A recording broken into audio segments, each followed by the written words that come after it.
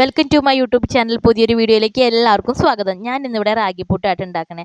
അതിലേക്ക് പാകത്തിനുള്ള പൊടി എടുത്തിട്ടുണ്ട്. ലേശം ഉപ്പിട്ട് കൊടുക്കുക. അതിന് വേണ്ട വെള്ളം കുറച്ച് ഒഴിച്ച് അത് കുഴച്ചെടുക്കാം. നമുക്ക്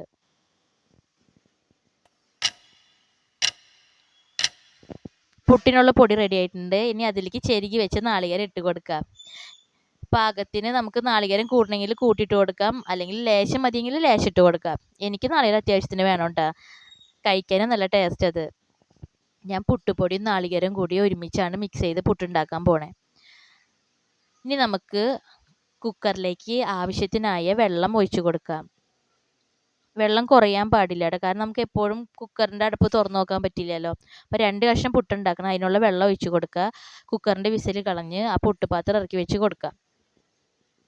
5 മിനിറ്റിനുള്ളിൽ നല്ല ചൂട് പുട്ടായി കിട്ടും കേട്ടോ. നമുക്ക് കണ്ട നല്ല സൂപ്പർ പുട്ട്.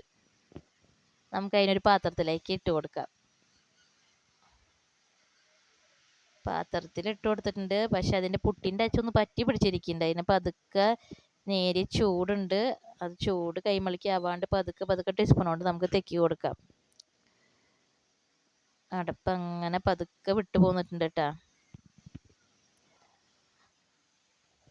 കണ്ട പുട്ട് റെഡി. ഇനി നമുക്ക് അതിലേക്ക് ഞാൻ കടച്ചക്ക വറുത്തരച്ച കറി ഉപയോഗിക്കണേ, കാരണം കറി വെച്ചിട്ടുണ്ടായിരുന്നു. അപ്പം പിന്നെ പ്രത്യേകിച്ച് വേറെ കറിയൊന്നും വെക്കണ്ടല്ലോ. ഇതിൻ്റെ ഒപ്പം എന്ത് കറി വെച്ചാലും കഴിക്കാൻ നല്ല ടേസ്റ്റ് ആട്ടാ. നിങ്ങളും ഇങ്ങനെ ഉണ്ടാക്കി നോക്കിക്കോളൂ. റാഗിപ്പുട്ട് നാളികേരം കൂടി ഒരുമിച്ച് മിക്സ് ചെയ്തിട്ട് നേരിയ ചൂടോട് കൂടി ആ കറിയും പുട്ടും കൂടി കുഴച്ച് കഴിക്കാൻ എന്ത് ടേസ്റ്റാണെന്നറിയോ. ഇത്രയൊക്കെ ഉള്ളൂ കേട്ടോ ഇന്നത്തെ വീഡിയോ. ബായ്.